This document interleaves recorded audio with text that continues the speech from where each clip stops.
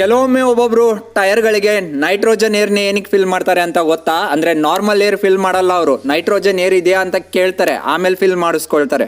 ಯಾಕಂದ್ರೆ normal ಏರಲ್ಲಿ moisture ಮತ್ತೆ oxygen level ಜಾಸ್ತಿ ಇರುತ್ತೆ. ಮಾಯಿಶ್ಚರ್ ಅಂದ್ರೆ ತೇವಾಂಶ ಲೆವೆಲ್ ಜಾಸ್ತಿ ಇರುತ್ತೆ. ಇದರಿಂದ ಟೈರ್ ಎಕ್ಸ್ಪ್ಯಾಂಡ್ ಆಗುತ್ತೆ. ಮತ್ತೆ ಮಾಯಿಶ್ಚರ್ ಮತ್ತೆ ಆಕ್ಸಿಜನ್ ಜಾಸ್ತಿ ಇರೋದ್ರಿಂದ ಟೈರ್ ಲೈಫ್ ತುಂಬಾನೇ ಕಡಿಮೆ ಆಗುತ್ತೆ. ಸೊ ಎಷ್ಟು ಲೆಸ್ ಮಾಯಿಶ್ಚರ್ ಅಂದರೆ ತೇವಾಂಶ ಇರುತ್ತೋ ಏರಲ್ಲಿ ಅಷ್ಟು ಟೈರ್ ಲೈಫ್ ಜಾಸ್ತಿ ಆಗುತ್ತೆ. ನೈಟ್ರೋಜನ್ ಏರ್ ತುಂಬೋದ್ರಿಂದ ರಿಮ್ಗಳು ತುಕ್ಕಿಡಿಯೋದು ಕಡಿಮೆ ಆಗುತ್ತೆ. ಯಾಕಂದರೆ ಅದರಲ್ಲಿ ಮಾಯಿಶ್ಚರ್ ತೇವಾಂಶ ಇರಲ್ವಲ್ಲ, ಹಂಗಾಗಿ. ನೈಟ್ರೋಜನ್ ಏರ್ ಡ್ರೈ ಇರೋದ್ರಿಂದ ಒಳಗಿಂದ ಟೈರ್ ತುಂಬಾ ಕಂಡೀಷನ್ ಆಗಿರುತ್ತೆ ಮತ್ತು ಹಾರ್ಡ್ ಆಗಿರುತ್ತೆ. ನೈಟ್ರೋಜನ್ ಏರ್ ಬಳಸೋದ್ರಿಂದ ಟೈರ್ ರೆಸಿಸ್ಟೆನ್ಸ್ ಕಡಿಮೆ ಆಗುತ್ತೆ ರೋಡ್ ಮೇಲೆ, ಅಂದರೆ ಘರ್ಷಣೆ ಕಡಿಮೆ ಆಗುತ್ತೆ. ಇದರಿಂದ ಫ್ಯೂಲ್ ಎಫಿಷಿಯನ್ಸಿನೂ ತುಂಬ ಕೊಡುತ್ತೆ ಗಾಡಿಗೆ.